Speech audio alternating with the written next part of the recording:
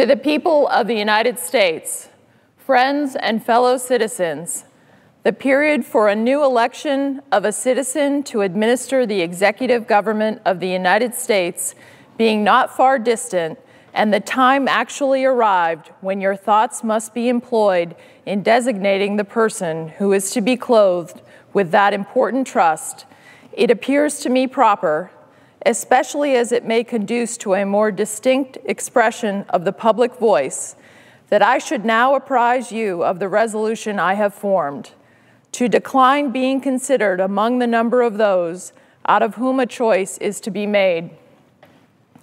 I beg you, at the same time, to do me the justice to be assured that this resolution has not been taken without a strict regard to all the considerations appertaining to the relation which binds a dutiful citizen to his country, and that in withdrawing the tender of service, which silence in my situation might imply, I am influenced by no diminution of zeal for your future interests, no deficiency of grateful respect for your past kindness, but am supported by a full conviction that the step is compatible with both.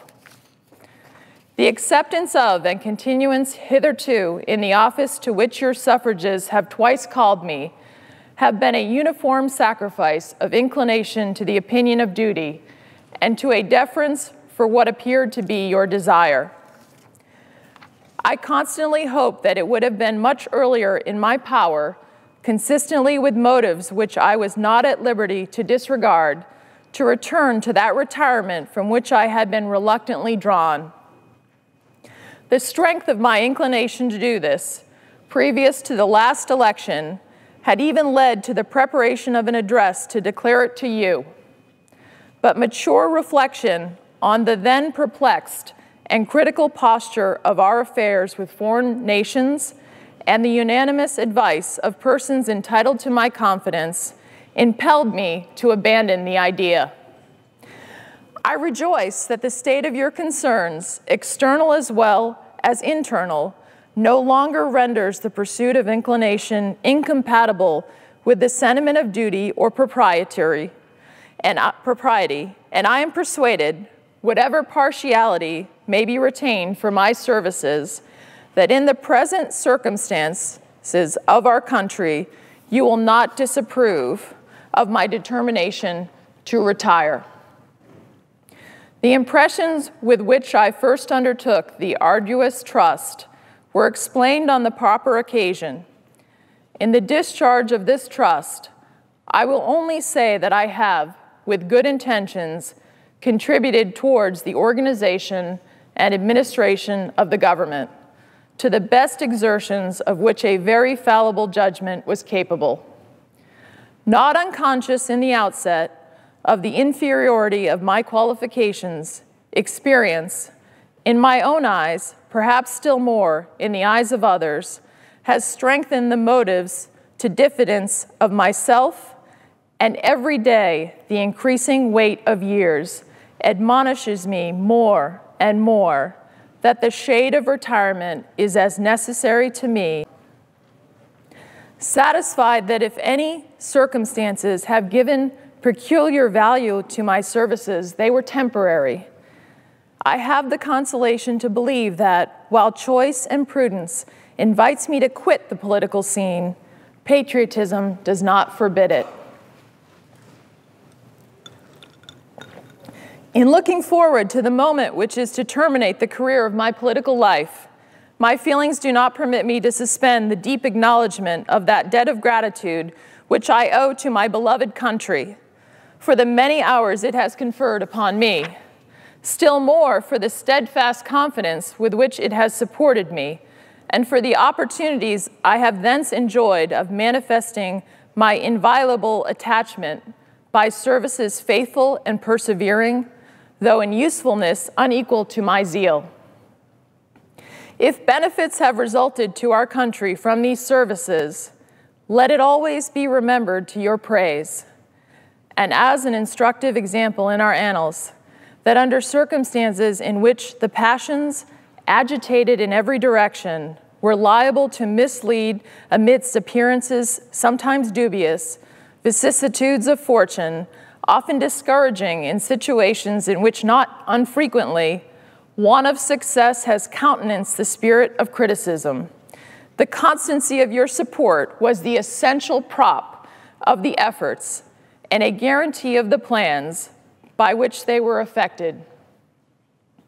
Profoundly penetrated with this idea, I shall carry it with me to my grave as a strong incitement to unceasing vows that heaven may continue to you the choicest tokens of its beneficence, that your union and brotherly affection may be perpetual, that the free Constitution, which is the work of your hands, may be sacredly maintained, that its administration in every department may be stamped with wisdom and virtue. That, in fine, the happiness of the people of these states, under the auspices of liberty, may be made complete by so careful a preservation and so prudent a use of this blessing as will acquire to them the glory of recommending it to the applause, the affection and adoption of every nation which is yet a stranger to it. Here perhaps I ought to stop, but a solicitude of your welfare, which cannot end but with my life, and the apprehension of danger, natural to that solicitude, urge me on an occasion like the present to offer to your solemn contemplation and to recommend to your frequent review some sentiments which are the result of much reflection, of no inconsiderable observation, and which appears to me all important to the permanency of your felicity as a people. These will be offered to you with the more freedom, as you can only see in them the disinterested warnings of a parting friend who can possibly have no personal motive to bias his counsel. Nor can I forget, as an encouragement to it, your indulgent reception of my sentiments on a former and a not dissimilar occasion. Interwoven, as is the love of liberty, with every ligament of your hearts, no recommendation of mine is necessary to fortify or confirm the attachment. The unity of government, which constitutes you one people, is also now dear to you. It is justly so, for it is the main pillar in the edifice of your real independence, the support of your tranquility at home, your peace abroad, of your safety, of your prosperity, of that very liberty which you so highly prize.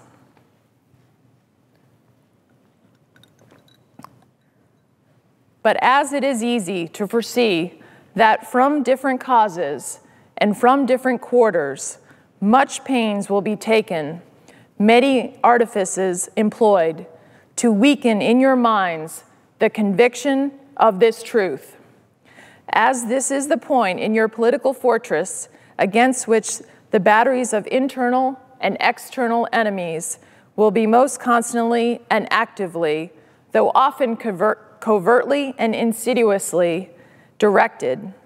It is of infinite moment that you should properly estimate the immense value of your national union to your collective and individual happiness, that you should cherish a cordial, habitual, and immovable attachment to it, accustoming yourselves to think and speak of it as of the palladium of your political safety and prosperity, watching for its preservation with jealous anxiety, discountenancing whatever may suggest even a suspicion that it can, and in any event, be abandoned, and indignantly frowning upon the first dawning of every attempt to alienate any portion of our country from the rest, or to enfeeble the sacred ties which now link together the various parts.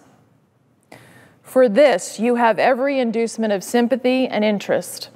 Citizens by birth or choice of a common country, that country has a right to concentrate your affections. The name of American, which belongs to you in your national capacity, must always exalt the just pride of patriotism, more than any appellation derived from local discriminations. With slight shades of difference, you have the same religion, manners, habits, and political principles. You have, in a common cause, fought and triumphed together. The independence and liberty you possess are the work of joint councils and joint efforts, of common dangers, sufferings, and successes. But these considerations, however powerfully they address themselves to your sensibility, are greatly outweighed by those which apply more immediately to your interest. Here, every portion of our country finds the most commanding motives for carefully guarding and preserving the union of the whole. The North, in an unrestrained intercourse with the South, protected by the equal laws of common government, finds in the productions of the latter greater additional resources of maritime and commercial enterprise and precious materials of manufacturing industry. The South, in the same intercourse, benefiting by the same agency of the North, sees its agriculture grow and its commerce expand. Turning partly into its own channels to the seamen of the North, it finds its particular navigation invigorated. And while it contributes in different ways to nourish and increase the general mass of the national navigation, it looks forward to the protection of a maritime strength to which itself is unequally adapted. The East, in a like intercourse with the West, already finds, and in the progressive improvement of interior communications by land and water, will more and more find a valuable vent for the commodities which it brings from abroad or manufactures at home. The West derives from the East supplies requisite to its growth and comfort in what is perhaps of still greater consequence. It must of necessity owe the secure enjoyment of indispensable outlets for its own productions to the weight, influence, and the future maritime strength of the Atlantic side of the Union, directed by an indissoluble community of interest as one nation. Any other tenure by which the West can hold this essential advantage, whether derived from its own separate strength or from an apostate and unnatural connection with any foreign power, must be intrinsically precarious. While then every part of our country thus feels an immediate and particular interest in union, all the parts combined cannot fail to find in the united mass of means and efforts greater strength, greater resource proportionably, greater security from external danger, a less frequent interruption of their peace by foreign nations, and what is of inestimable value, they must derive from union, an exemption from these broils and wars between themselves, which so frequently afflict neighboring countries not tied together by the same government, which their own rivalship alone would be sufficient to produce, but which opposite foreign alliances, attachments, and intrigues would stimulate and embitter. Hence, likewise, they will avoid the necessity of those overgrown military establishments which under any form of government are inauspicious to liberty, and which are to be regarded as particularly hostile to Republican liberty. In this sense, it is that your union ought to be considered as a main prop of your liberty, and that the love of the ones ought to endear to you the preservation of the other. These considerations speak a persuasive language to every reflecting and virtuous mind, and exhibit the continuance of the Union as a primary object of patriotic desire. Is there a doubt whether a common government can embrace so large a sphere? Let experience solve it. To listen to mere speculation in such a case were criminal. We are authorized to hope that a proper organization of the whole, with the auxiliary agency of governments for the respective subdivisions, will afford a happy issue to the experiment. It is well worth a fair and full experiment.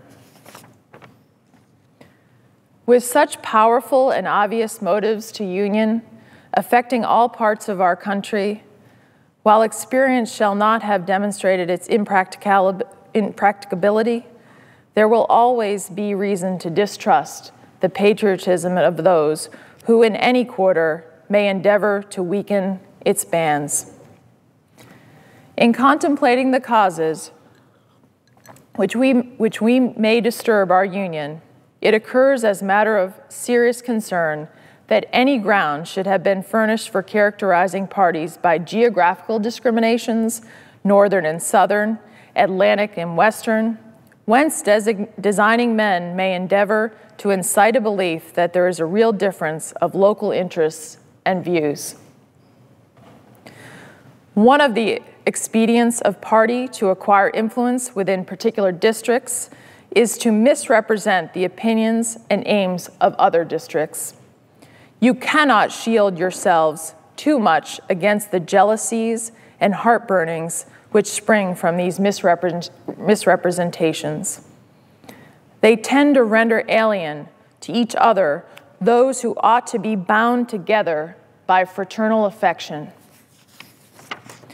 The inhabitants of our Western country have lately had a useful lesson on this head.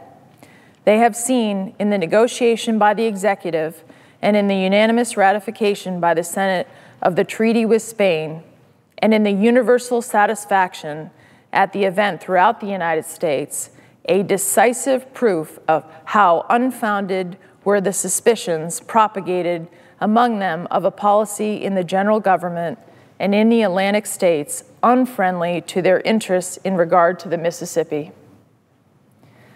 They have been witnesses to the formation of two treaties, that with Great Britain and that with Spain, which secure to them everything they could desire in respect to our foreign relations toward confirming their prosperity.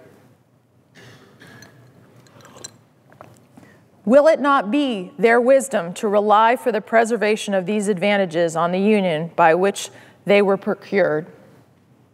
Will they not henceforth be deaf to those advisers, if such they are, who would sever them from their brethren and connect them with aliens? To the efficacy and permanency of your union, a government for the whole is indispensable. No alliances, however strict, between the parts can be an adequate substitute. They must inevitably experience the infractions and interruptions which all alliances in all times have experienced. Sensible of this momentous truth, you have improved upon your first essay by the adoption of a constitution of government better calculated than your former for an intimate union and for the efficacious management of your common concerns. This government, the offspring of our own choice, uninfluenced and unawed, adopted upon full investigation and mature deliberation, completely free in its principles, in the distribution of its powers, uniting security with energy, and containing within itself a provision for its own amendment, has a just claim to your confidence and your support. Respect for its authority, compliance with its laws, acquiescence in its measures are duties enjoined by the fundamental maxims of true liberty. The basis of our political systems is the right of the people to make and to alter their constitutions of government.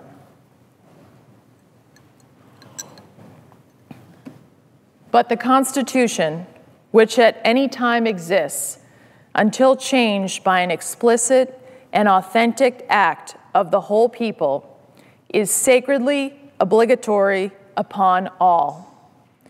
The very idea of the power and the right of the people to establish government presupposes the duty of every individual, the established government.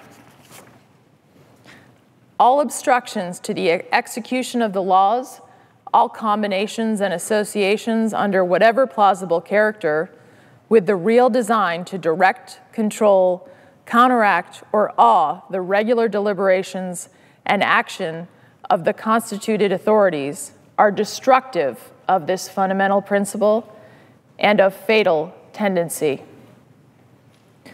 They serve to organize faction, to give it an artificial and extraordinary force, to put in the place of the delegated will of the nation the will of party, often a small but artful and enterprising minority of the community, and, according to the alternate triumphs of different parties, to make the public administration the mirror of the ill-concerted and incongruous projects of faction, rather than the organ of consistent and wholesome plans digested by common councils and modified by mutual interests.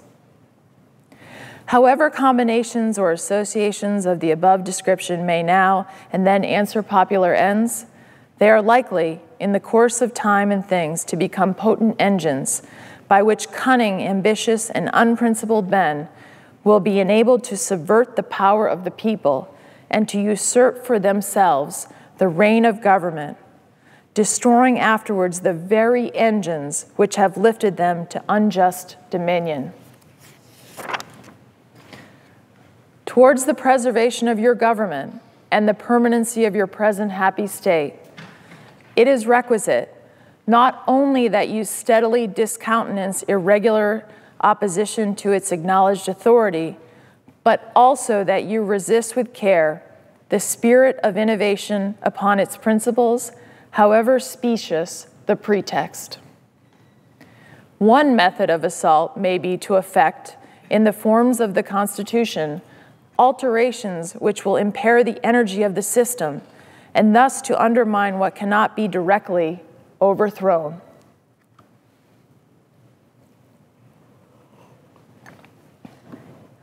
In all the changes to which you may be invited, remember that time and habit are at least as necessary to fix the true character of governments as of other human institutions, that experience is the surest standard by which to test the real tendency of the existing constitution of a country, that facility in changes, upon the credit of mere hypothesis and opinion, exposes to perpetual change from the endless variety of hypothesis and opinion. And remember especially that for the efficient management of your common interests in a country so extensive as ours, a government of as much vigor as is consistent with the perfect security of liberty is indispensable. Liberty itself will find in such a government, with powers properly distributed and adjusted, its surest guardian. It is indeed little else than a name where the government is too feeble to withstand the enterprises of faction, to confine each member of the society within the limits prescribed by the laws, and to maintain all in the secure and tranquil enjoyment of the rights of person and property. I have already intimated to you the danger of parties in the state, with particular reference to the founding of them on geographical discrimination. Let me now take a more comprehensive view and warn you in the most solemn manner against the baneful effects of the spirit of party generally. This spirit, unfortunately, is inseparable from our nature, having its root in the strongest passions of the human mind. It exists under different shapes in all governments, more or less stifled, controlled, or repressed. But in those of the popular form, it is seen in its greatest rankness and is truly their worst enemy. The alternate domination of one faction over another, sharpened by the spirit of revenge natural to party dissension, which in different ages and countries has perpetrated the most horrid enormities, is itself a frightful despotism. But this leads at length to a more formal and permanent despotism. The disorders and miseries which result gradually incline the minds of men to seek security and repose in the absolute power of an individual, and sooner or later, the chief of some prevailing faction, more able or more fortunate than his competitors, turns this disposition to the purpose of his own elevation on the ruins of public liberty. Without looking forward to an extremity of this kind, which nevertheless ought not to be entirely out of sight, the common and continual mischiefs of the spirit of party are sufficient to make it the interest and duty of a wise people to discourage and restrain it.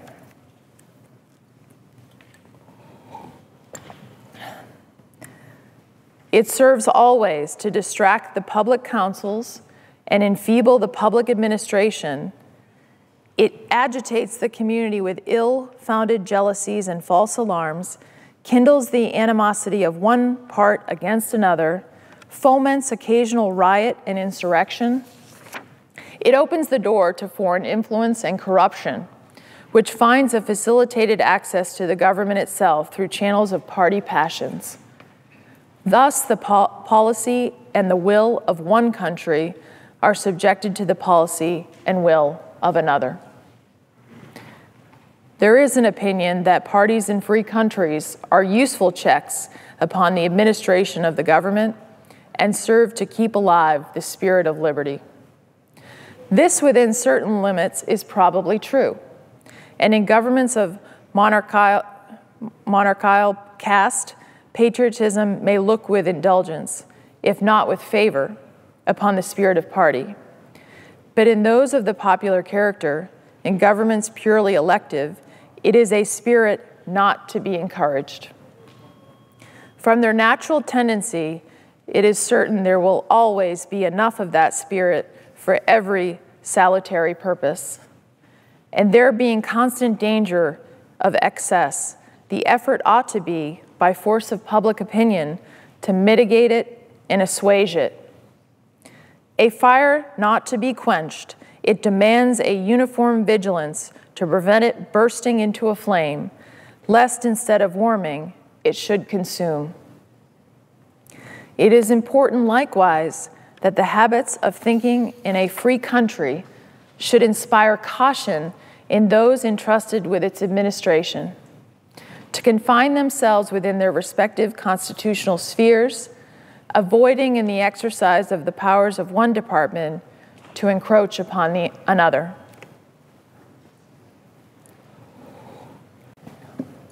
The spirit of encroachment tends to consolidate the powers of all the departments in one, and thus to create, whatever the form of government, a real despotism. A just estimate of that love of power and proneness to abuse it, which predominate in the human heart, is sufficient to satisfy us of the truth of this position. The necessity of reciprocal checks in the exercise of political power, by dividing and distributing it into different depositories and constituting each the guardian of the public weal against invasions of the others, has been evinced by experiments ancient and modern, some of them in our country and under our own eyes. To preserve them must be as necessary as to institute them. If, in the opinion of the people, the distribution or modification of the constitutional powers to be in any particular wrong, let it be corrected by an amendment in the way which the Constitution designates. But let there be no change by usurpation, for though this, in one instance, may be the instrument of good, it is the customary weapon by which free governments are destroyed. The precedent must always greatly overbalance in permanent evil any partial or transient benefit which the use can at any time yield.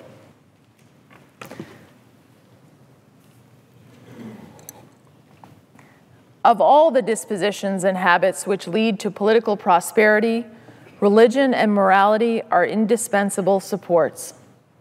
In vain would that man claim the tribute of patriotism who should labor to subvert these great pillars of human happiness, these firmest props of the duties of men and citizens.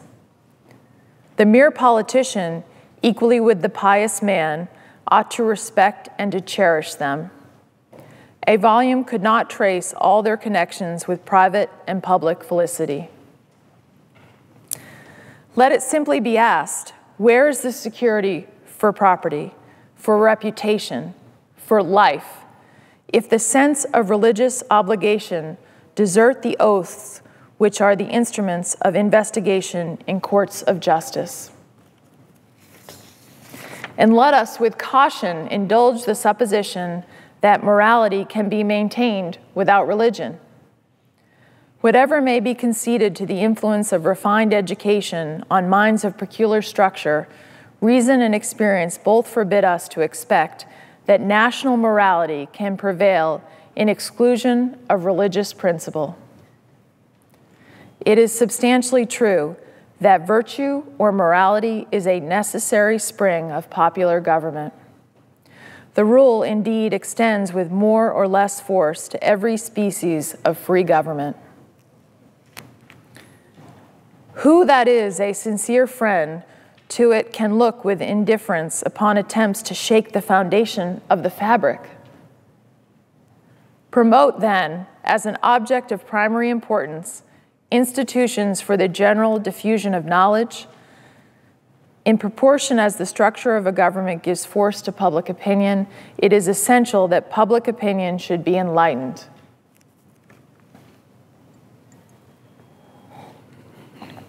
As a very important source of strength and security, cherish public credit. One method of preserving it is to use it as sparingly as possible, avoiding occasions of expense by cultivating peace, but remembering also that timely disbursements to prepare for danger frequently prevent much greater disbursements to repel it. Avoiding likewise the accumulation of debt, not only by shunning occasions of expense, but by vigorous exertions in time of peace to discharge the debts which unavoidable wars may have occasioned, not ungenerously throwing upon posterity the burden which we ourselves ought to bear. The execution of these maxims belongs to your representatives, but it is necessary that public opinion should cooperate. To facilitate to them the performance of their duty, it is essential that you should practically bear in mind that towards the payment of debts, there must be revenue, that to have revenue, there must be taxes, that no taxes can be devised which are not more or less inconvenient and unpleasant, that the intrinsic embarrassment inseparable from the selection of the proper object, which is always a choice of difficulties, ought to be decisive motive for a candid construction of the conduct of the government in making it, and for a spirit of acquiescence in the measures for obtaining revenue, which the public exigencies may at any time dictate.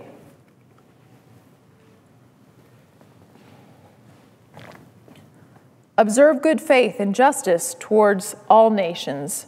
Cultivate peace and harmony with all. Religion and morality enjoin this conduct. And can it be that good policy does not equally enjoin it?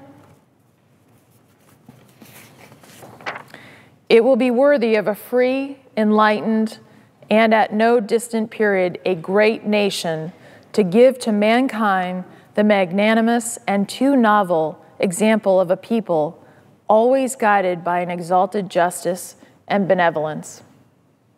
Who can doubt but in the course of time and things, the fruits of such a plan would richly repay any temporary advantages which might be lost by a steady adherence to it? Can it be that Providence has not connected the permanent felicity of a nation with its virtue? The experiment, at least, is recommended by every sentiment which ennobles human nature. Alas, is it rendered impossible by its vices?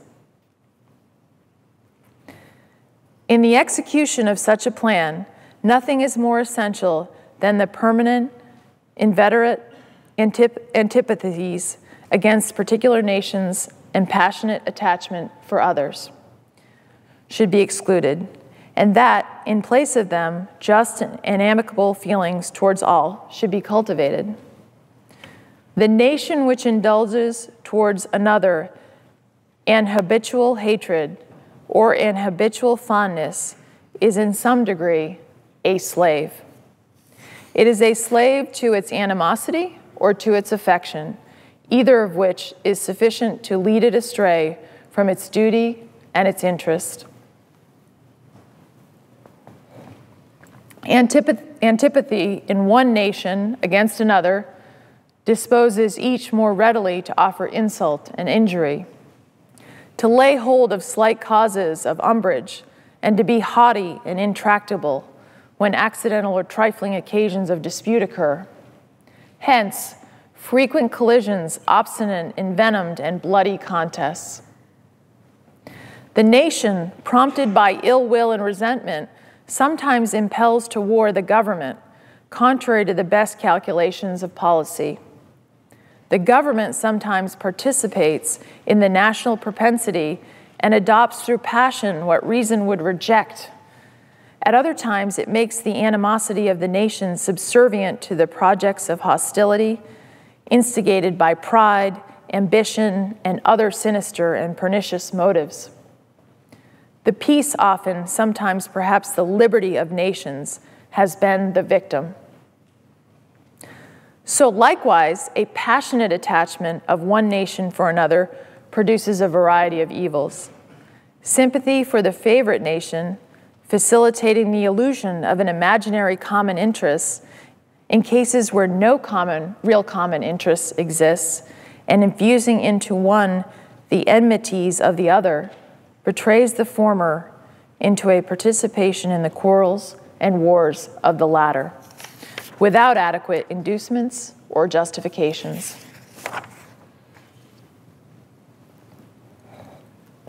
It leads also to concessions to the favorite nation of privileges denied to others, which is apt doubly to injure the nation making the concessions by unnecessarily parting with what ought to have been retained, and by exciting jealousy, ill will, and a disposition to retaliate in the parties from whom equal privileges are withheld. And it gives to ambitious, corrupted, or deluded citizens who devote themselves to the favorite nation facility to betray or sacrifice the interests of their own country without odium, sometimes even with popularity, gilding with the appearances of a virtuous sense of obligation, a commendable deference for public opinion, or a laudable zeal for public good, the base or foolish compliances of ambition, corruption, or infatuation. As avenues to foreign influence in innumerable ways, such attachments are particularly alarming to the truly enlightened and independent patriot.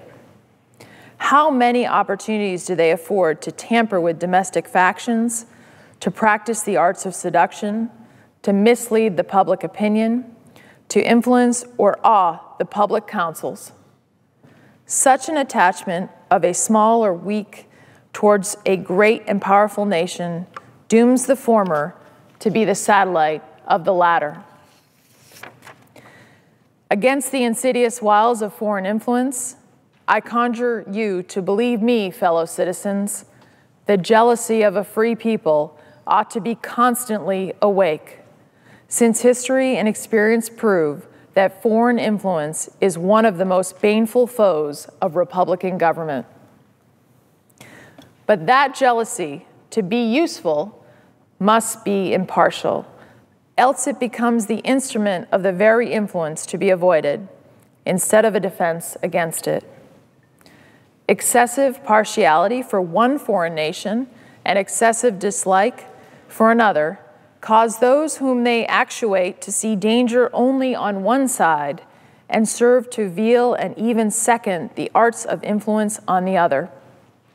Real patriots, who may resist the intrigues of the favorite, are liable to become suspected and odious, while its tools and dupes usurp the applause and confidence of the people to surrender their interests. The great rule of conduct for us in regard to foreign nations is, in extending our commercial relations, to have with them as little political connection as possible. So far as we have already formed engagements, let them be fulfilled with perfect good faith. Here, let us stop. Europe has a set of primary interests which to us have none or have very remote relation. Hence, she must be engaged in frequent controversies, the causes of which are essentially foreign to our concerns. Hence, therefore, it must be unwise in us to implicate ourselves by artificial ties in the ordinary vicissitudes of her politics, or the ordinary combinations and collisions of her friendships or enmities. Our detached and distant situation invites and enables us to pursue a different course. If we remain one people under an efficient government, the period is not far off when we may defy material injury from external annoyance, when we may take such an attitude as will cause the neutrality we may at any time resolve upon to be scrupulously respected, when belligerent nations, under the impossibility of making acquisitions upon us, will not lightly hazard the giving us provocation, when we may choose peace or war as our interest, guided by justice, shall counsel. Why forego the advantages of so peculiar a situation? Why quit our own to stand upon foreign ground? Why, by interweaving our destiny with that of any part of Europe, entangle our peace and prosperity in the toils of European ambition, rivalship, interest, humor, or caprice? It is our true policy to steer clear of permanent alliance with any portion of the foreign world. So far, I mean, as we are now at liberty to do it. For let me not be understood as capable of patronizing infidelity to existing engagements. I hold the maxim no less applicable to public than private affairs, that honesty is always the best policy. I repeat it, therefore, let those engagements be observed in their genuine sense. But in my opinion, it is unnecessary and would be unwise to extend them. Taking care always to keep ourselves by suitable establishments on a respectable defensive posture, we may safely trust to temporary alliances for extraordinary emergencies. Harmony and a liberal intercourse with all nations are recommended by policy, humanity, and interests. But even our commercial policy should hold an equal and impartial hand, neither seeking nor granting exclusive favors or preferences, consulting the natural course of things, diffusing and diversifying by gentle means the streams of commerce, but forcing nothing, establishing with powers so disposed in order to give trade a stable course, to define the rights of our merchants, and to enable the government to support them. Conventional rules of intercourse, the best that present circumstances and mutual opinion will permit, but temporary and liable to be from time to time abandoned or varied as experience and circumstances shall dictate. Constantly keeping in view that it is folly in one nation to look for disinterested favors from another, that it must pay with a portion of its independence for whatever it may accept under that character, that by such acceptance it may place itself in the condition of having given equivalents for nominal favors, and yet of being reproached with ingratitude for not giving more.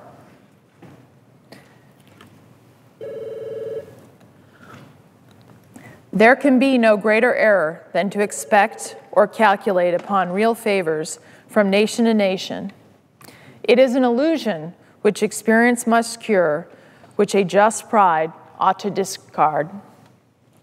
In offering to you, my countrymen, these counsels of an old and affectionate friend, I dare not hope they will make the strong and lasting impression I could wish, that they will control the usual current of the passions, or prevent our nation from running the course which has hitherto marked the destiny of nations. But if I may even flatter myself that they may be productive of some partial benefit, some occasional good, that they may now and then recur to moderate the fury of party spirit, to warn against the mischiefs of foreign intrigue, to guard against the impostures of pretended patriotism. This hope will be a full recompense for the solicitude of your welfare by which they have been dictated. How far in the discharge of my official duties I have been guided by the principles which have been delineated, the public records and other evidences of my conduct must witness to you and to the world.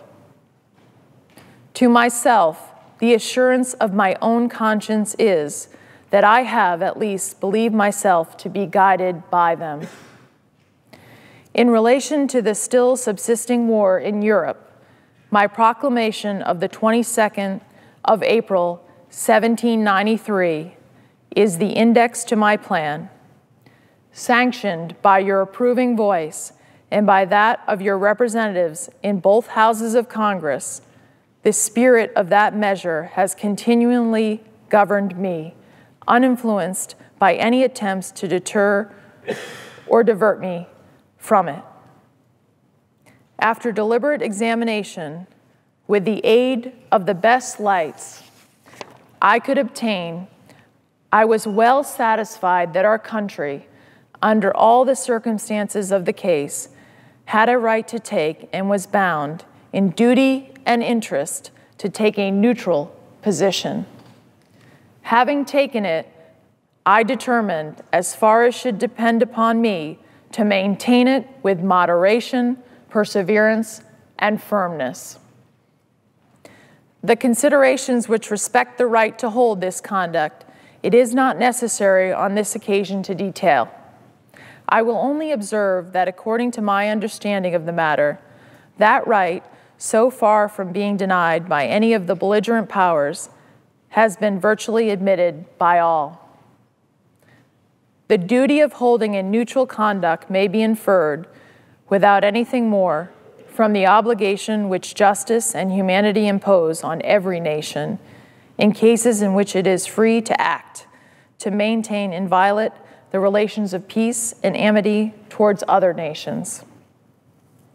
The inducements of interest for observing that conduct will best be referred to your own reflections and experience.